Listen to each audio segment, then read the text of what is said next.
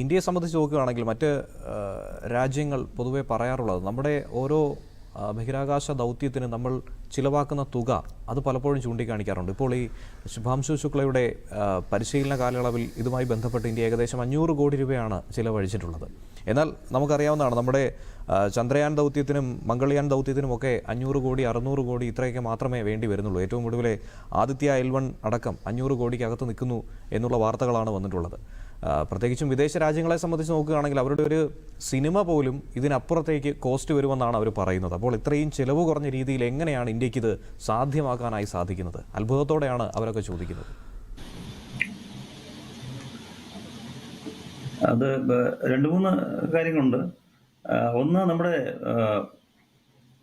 ഇന്ത്യയിലെ വികസിപ്പിച്ച മിക്കവാറുള്ളൊക്കെ ഇൻഡിജിനസ് ടെക്നോളജിയാണ്. അതുകൊണ്ട് തന്നെ ഇന്ത്യയിലെ നമ്മുടെ സാലറി സ്ട്രക്ചറൊക്കെ നോക്കുമ്പോഴേക്ക് നമുക്ക് വളരെ കുറഞ്ഞ ചിലവിൽ മിക്ക സാധനങ്ങൾ ഉണ്ടാക്കിയെടുക്കാൻ പറ്റും. അത് ഒന്നാമത്തെ കാര്യമാണ്.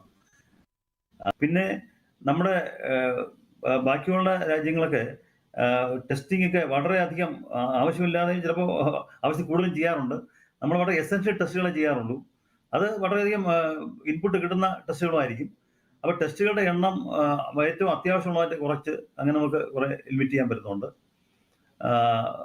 പിന്നെ നമ്മുടെ ആൾക്കാരുടെ ഇതിനോടുള്ളൊരു ഡെഡിക്കേഷൻ, ISROയുടെ ആൾക്കാരെ എടുത്താൽ തന്നെ നമ്മളൊന്നും ഈ 8 മണിക്കൂർ മാത്രം വർക്ക് ചെയ്യുന്നവരല്ല, എല്ലാവരും അതിലും എത്രയോ കൂടുതൽ സമയം വർക്ക് ചെയ്യുന്നവരാണ്. അപ്പം ഓരോരുത്തരും ഔട്ട്പുട്ട് തന്നെ വളരെ കൂടുതലാണ്.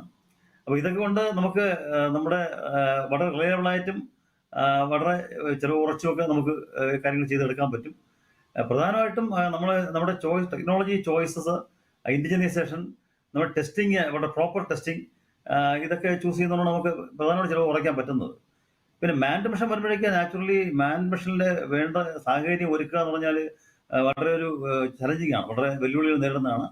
നേരത്തെ പറഞ്ഞ പോലെ നമ്മളൊരു ഭൂമിയിൽ നിന്ന് ബഹിരാകാശത്തേക്ക് പോകുമ്പോഴേക്ക് ബഹിരാകാശം തരുന്ന എൻവറോൺമെന്റ് അത്ര സൗഹൃദപരമല്ല.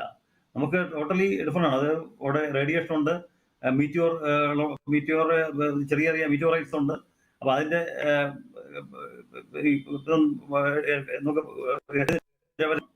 പിന്നെ ഈ അവിടെ വാക്വമാണ്, അവിടെ സീറോ ഗ്രാവിറ്റിയാണ്. അപ്പൊ ഇതിനെയൊക്കെ പരിഹരിക്കാനുള്ള പേടകങ്ങൾ ഉണ്ടാക്കിയെടുക്കുക എന്ന് പറഞ്ഞാൽ ഭൂമിയിലെ അന്തരീക്ഷവും ഭൂമിയിലെ സാഹചര്യങ്ങൾ കഴിയുന്നത്ര അവിടെ അകത്ത് കൊണ്ടുവരണം. അതിനുള്ള എൻവയോൺമെന്റൽ കൺട്രോൾ സിസ്റ്റം എന്നുള്ളത് വളരെ കോസ്റ്റ്ലി ആണ്. അപ്പോൾ അത് ഉണ്ടാക്കിയെടുക്കണം. പിന്നെ ഈ സീറോ ഗ്രാവിറ്റി വർക്ക് ചെയ്യാൻ വേണ്ടിയുള്ള ട്രെയിനിങ് പാർട്ട്, മൈക്രോ ഗ്രാവിറ്റി, പിന്നെ ഈ നമ്മുടെ റോക്കറ്റുകളൊക്കെ ഏകദേശം 4G ആക്സലറേഷനും റീ എൻട്രിയിലും ഏകദേശം 4G റിസൾട്ട് വരുന്നതാണ്. അപ്പോൾ അതിനുള്ള ട്രെയിനിങ്, സെൻട്രിഫ്യൂജ് ട്രെയിനിങ്, പുറത്തയച്ച് ഇവരെയൊക്കെ ട്രെയിൻ ചെയ്തെടുക്കുക.